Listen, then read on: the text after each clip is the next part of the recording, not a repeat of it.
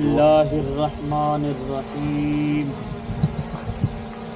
یا ایھا الذین آمنوا اتقوا اللہ وکونوا مع الصادقین صدق اللہ العظیم وبلغنا رسولہ النبی الکریم ان اللہ وملائکتہ یصلون علی النبی یا ایھا الذین آمنوا صلوا علیہ وسلموا تسلیما الصلاة والسلام علیک یا سیدی یا رسول اللہ وعلا آلک واصحابک وسلم علیک یا حبیب اللہ الصلاة والسلام علیک یا سیدی یا رسول اللہ وعلا آلک واصحابک وسلم علیک یا رحمت للعالمین الصلاة والسلام علیک یا سیدی یا رسول اللہ وعلا آلک واصحابک وسلم علیک یا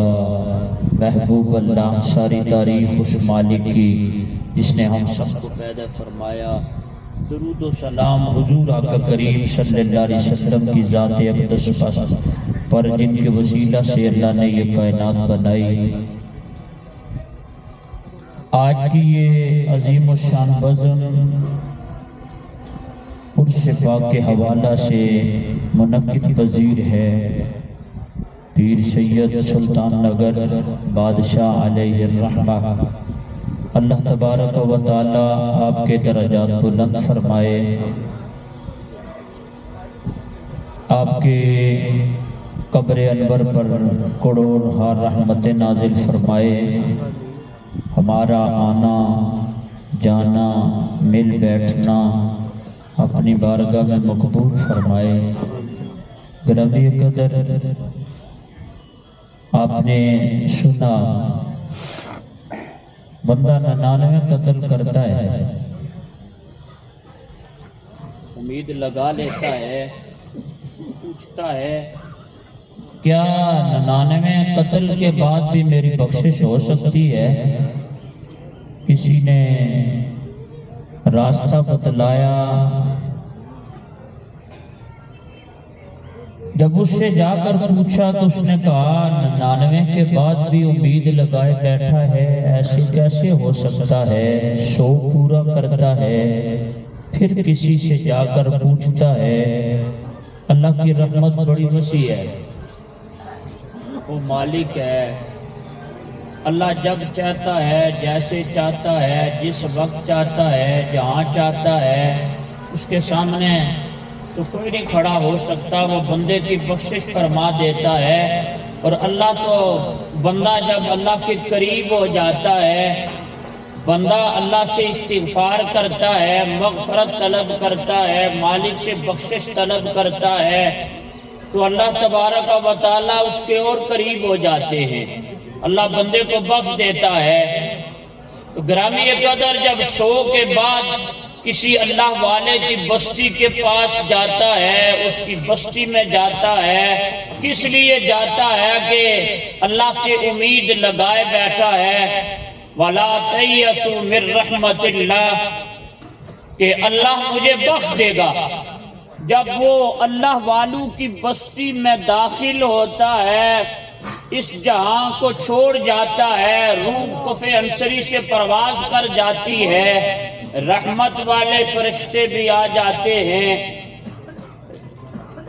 عذاب والے فرشتے بھی آ جاتے ہیں، کہ اللہ والوں کی بستی کے، اللہ والوں کے قریب تھا، اس لیے اللہ کی جو رحمت کے فرشتے تھے وہ آ جاتے ہیں کہ یہ اللہ والوں کی بستی کے قریب ہے۔ عذاب والے آ جاتے ہیں، 100 کا قاتل ہے۔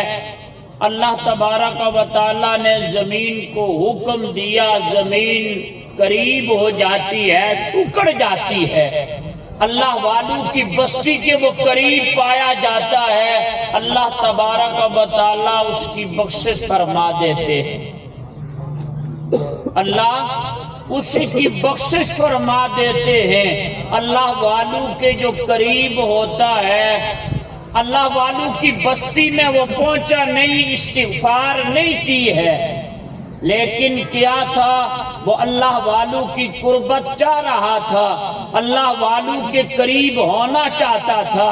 کس لیے اللہ والوں کی صحبت کو اختیار کرنا چاہتا تھا کہ اللہ والوں کی جو صحبت میں آ جاتا ہے اللہ تبارک و تعالیٰ اس کی بخشش فرما دیتا ہے۔ اللہ والوں کی جو نوکری کرتا ہے، اللہ والوں کی جو خدمت کرتا ہے، اس کا صلہ اسے کیا ملتا ہے؟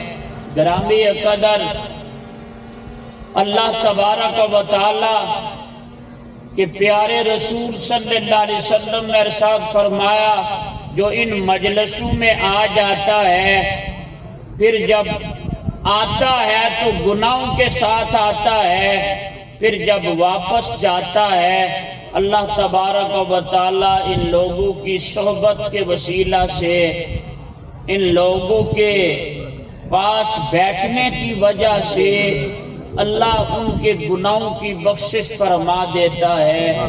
گرامی قدر، پیر کرم حسین شاہ صاحب الازہری، آپ کا نام تو آپ نے سنا ہوگا۔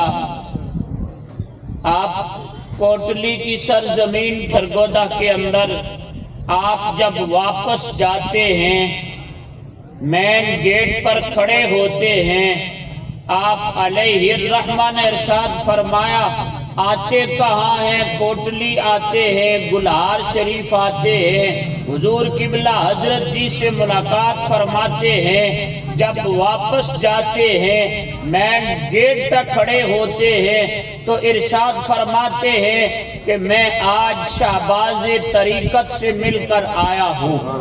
آپ نے ارشاد فرمایا، میں آج شہباز طریقت سے مل کر آیا ہوں۔ صبح جب کلاس کا وقت ہوتا ہے، آپ کلاس پڑھایا کرتے تھے، جب کلاس کا وقت ہوتا ہے، کریم احمد سلطانی صاحب فیصل آباد کے رہنے والے ہیں، آپ ارشاد فرماتے ہیں ہم اسباق پڑھا کرتے تھے۔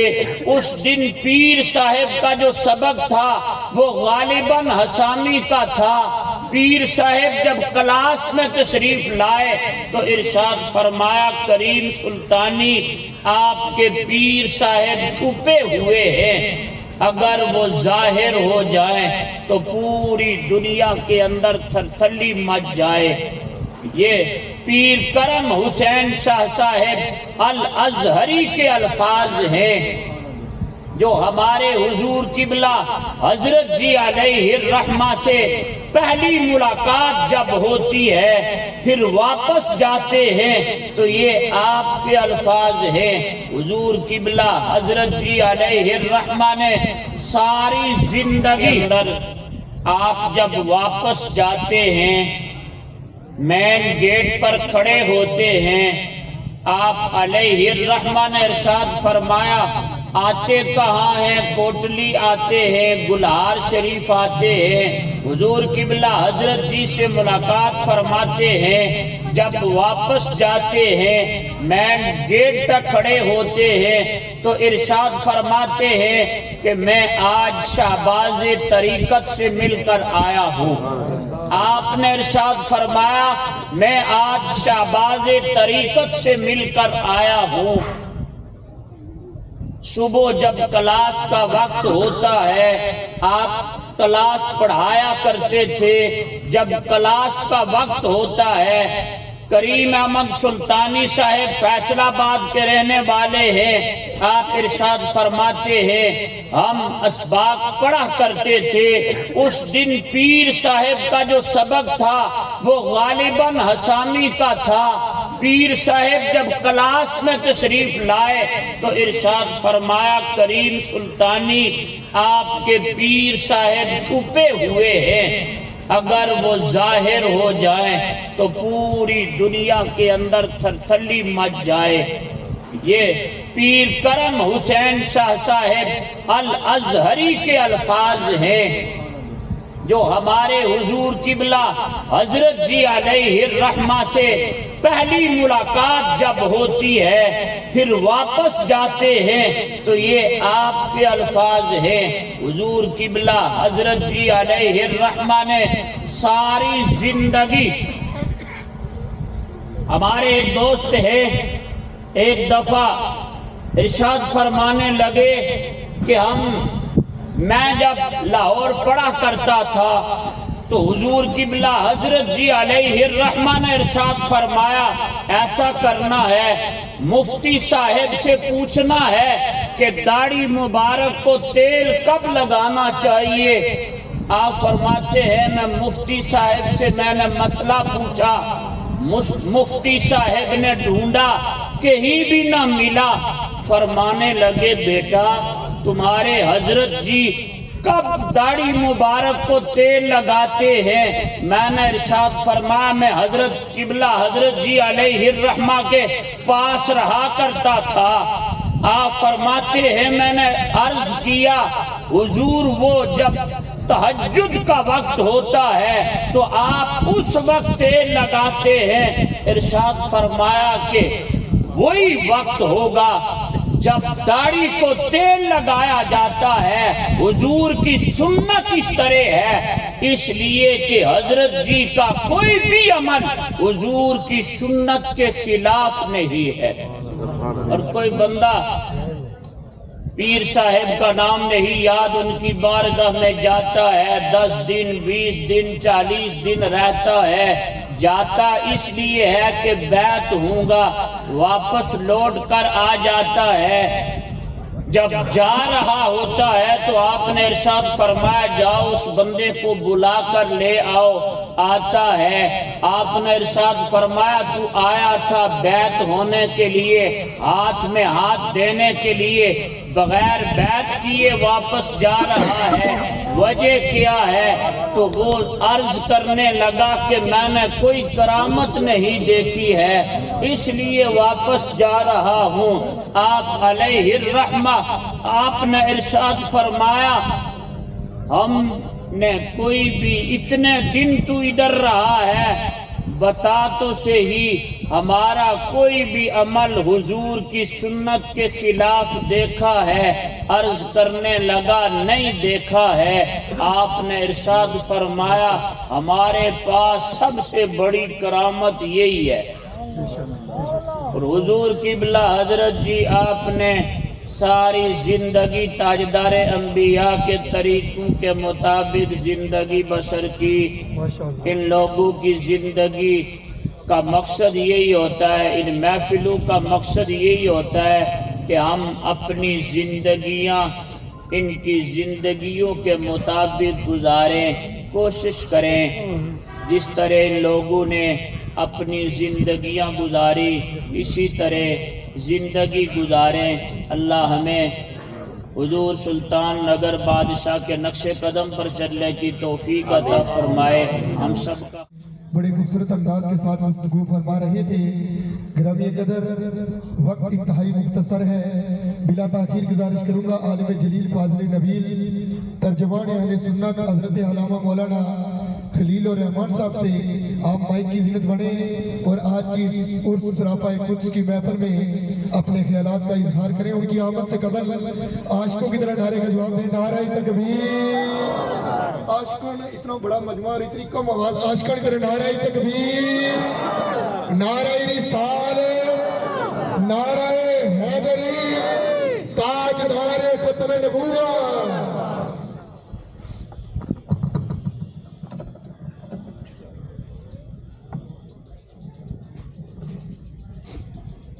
بسم اللہ الرحمن الرحیم۔ سارے پڑھیں صلاۃ و سلام علیک یا رسول اللہ وعلی آلک و اصحابک یا حبیب اللہ، صلاۃ و سلام علیک یا رسول اللہ وعلی آلک و اصحابک یا رحمت للعالمین۔ میزبانان محفل، مہمانان محفل، آج کی عرس مبارک کی یہ تقریب جناب حضرت پیر سید سلطان نگر بادشاہ رحمۃ اللہ علیہ اللہ رب العزت آپ کے مزار پر انوار پہ اپنی کروڑوں رحمتوں کا نزول فرمائے، اور یہاں پر ان کے قرب و جوار میں جتنے لوگ مدفون ہیں اللہ سب کی بخشش فرمائے۔ بالخصوص ہمارے بڑے بھائی مرحوم و مغفور چیئرمین راجہ ضیاء الحمید صاحب، جو ہماری اس محفل میں بھی جلوہ افروز ہوتے ہیں، آج وہ اپنی قبر میں تشریف فرما ہیں، اللہ ان کی قبر پہ اپنی رحمتیں نازل فرمائے۔ سامعین محترم، کسی لمبی چوڑی تقریر کا وقت نہیں، صرف اتنا عرض کروں گا، اللہ رب العزت نے قرآن عظیم میں ارشاد فرمایا، انعم اللہ علیہم من النبیین والصدیقین والشہداء والصالحین۔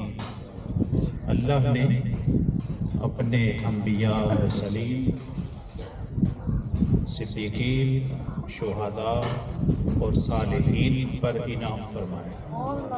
یہ صالحین جو ہیں انہیں ہی ہم ولی، اولیاء اور اس طرح کے اچھے اچھے القابات کے ساتھ یاد کرتے ہیں۔ تو یہ لوگ ہماری ہدایت کے لیے روشنی کے مینار ہیں۔ یہ بات ہم بھول جاتے ہیں، ہم میں سے ہمارے اکثر بھائی دربار پر جاتے ہیں، کسی ولی کے دربار پر کسی ولی کے پاس جاتے ہیں تو چھوٹی چھوٹی باتیں ہم لے کر جاتے ہیں اور پیش کرتے ہیں اور عرضیاں اپنی جو ہے وہ پیش کرتے ہیں، لیکن یہ وہ جگہ ہیں جہاں پر ہمیں نور ہدایت ملتا ہے۔ یہاں سے ہمیں حضور نبی کریم صلی اللہ علیہ وآلہ وسلم کا فیضان ملتا ہے۔ حضور کی ختم نبوت کے بعد یہی وہ لوگ ہیں جو حضور کی ہدایت کے وارث ہیں، جہاں سے ہمیں ہدایت ملتی ہے۔ تو سامعین محترم، میں ایک بات عرض کروں، کتاب کا نام ہے سبع سنابل، میر عبد الواحد بلگرامی رحمۃ اللہ علیہ اس کے مصنف ہیں، اور کوئی معمولی شخصیت نہیں، اعلیٰ حضرت عظیم البرکت شاہ احمد رضا خان رحمۃ اللہ علیہ، آپ نے ان کی تعریف فرمائی ہے، آپ نے ان کی تعریف فرمائی ہے، اور بڑے عمدہ اور بڑے اعلیٰ قسم کے القابات اور خطابات سے آپ کو یاد کیا۔ آپ فرماتے ہیں بندہ مومن، بندہ مومن، بندہ مسلمان، اسے اپنی اصلاح کے لیے جس ذات کی، جس شخصیت کی ضرورت ہوتی ہے اسے اللہ کا ولی کہتے ہیں۔ اور آپ فرماتے ہیں سارے علم حاصل کرنے کے ساتھ اگر اس بندے نے اپنے اندر کی اصلاح کرنی ہے تو وہ اللہ کے ولی کے پاس جائے۔ اللہ کے ولی کے بغیر اندر کی اصلاح نہیں ہوتی۔ بندے کے اندر جو میل ہے، اندر جو کچھ ہے، بندے کے اندر جو کچھ ہے، اس کے لیے اللہ کے خاص بندے، اللہ کے ولی کی ضرورت ہوتی ہے، وہ اس کا باطن صاف کرے، وہ اس کا باطن درست کرے، وہ اس کا باطن جو ہے میل کچیل دھو کر صاف ستھرا کر دے تاکہ وہ نور ایمان سے جگمگا اٹھے۔ اب یہ نور ایمان جو ہے یہ تو ہمیں اللہ کے رسول صلی اللہ علیہ وآلہ وسلم پر ایمان لانے کے ساتھ اس کی بنیاد بنتی ہے، مگر جب ہم اعمال صالح کرتے ہیں وہ بڑھتا رہتا ہے، لیکن اس کو جلا جہاں سے ملتی ہے، جہاں سے اس کو جلا بخشی جاتی ہے، جہاں سے اس کو چمکایا جاتا ہے، وہ ذات ہوتی ہے اللہ کے ولی کی، اللہ کے ولی کی، اللہ کے ولی کے ہاں۔ اور وہ شخص جسے یہ صحبت حاصل ہو جاتی ہے، یہ مولا روم رحمۃ اللہ علیہ نے بڑی واضح بات ارشاد فرمائی کہ اللہ کے ولی کی صحبت ایک لمحے کی اللہ کے ولی کی صحبت 70 سال کی جو عبادت ہے، جو مقبول عبادت ہے، ریاکاری اور باقی چیزوں سے خالی ہے، اس پر وہ ایک لمحے کی صحبت جو ہے وہ فوقیت رکھتی ہے، ایک لمحے کی صحبت۔ تو اللہ کے ولی جو ہے ان کے پاس جانا، ان کے مزارات پہ جانا، اللہ کے اولیاء کے ہاں حاضر ہونا، وہاں پر جا کر جو سب سے بڑی دعا کے لیے کوشش کرنی چاہیے، اعلیٰ حضرت عظیم البرد الشاہ احمد رضا خان بریلوی رحمۃ اللہ علیہ آپ فرماتے ہیں جب کوئی اللہ کا بندہ مل جائے تو اس سے یہ عرض کریں کہ ہماری بخشش کی دعا کریں، یہ عرض کریں ہماری بخشش کی دعا کریں، باقی چھوٹی باتیں جو ہیں وہ بہت پیچھے ہیں، بخشش کا سوال کرنا ہے۔ اور یہ وہ سوال ہے کہ جب صحابہ آپس میں ملتے اور جدا ہوتے تو ایک دوسرے کو باقاعدہ یہ عرض کرتے کہ ہماری بخشش کی دعا کریں۔ تو یہ بخشش جو ہے بندے کی اصل میں یہ سرمایہ ہے کہ بندے کی بخشش ہو جائے، موت ایمان کے ساتھ ہو جائے، ایمان کے ساتھ موت اور بخشش اس دنیا کا سب سے بڑا سامان ہے اور بڑی متاع ہے۔ اس کے لیے کسی ایسے شیخ کامل کی ضرورت ہے، ولی کامل کی ضرورت ہے جو ایک نگاہ کے ساتھ بندے کو اللہ رب العزت کے حضور صاحب مغفرت فرما دے۔ بخشش ہو جائے، بخشش ہو گئی دنیا بھی کامیاب ہے، آخرت بھی کامیاب ہے، بخشش نہیں تو پھر کچھ بھی نہیں۔ تو اللہ کے جو یہ ولی، اللہ کے قرب والے بندے، اللہ کے نیک بندے، اللہ رب العزت اپنے ان نیک بندوں کے درجے بلند فرمائے، اور اللہ رب العزت ان کے وسیلے میں ہمارے حال پر بھی رحم فرمائے، اور بالخصوص یہ دعا کریں اللہ رب العزت اپنے قرب والے، اپنے نیک اور محبوب بندوں کے وسیلے میں باران رحمت نازل فرمائے، اور اللہ رب العزت ہم سب کی اصلاح فرما کر ہم سب کو ایمان والی زندگی، ایمان کے ساتھ موت عطا فرمائے۔ وآخر دعوانا ان الحمدللہ رب العالمین۔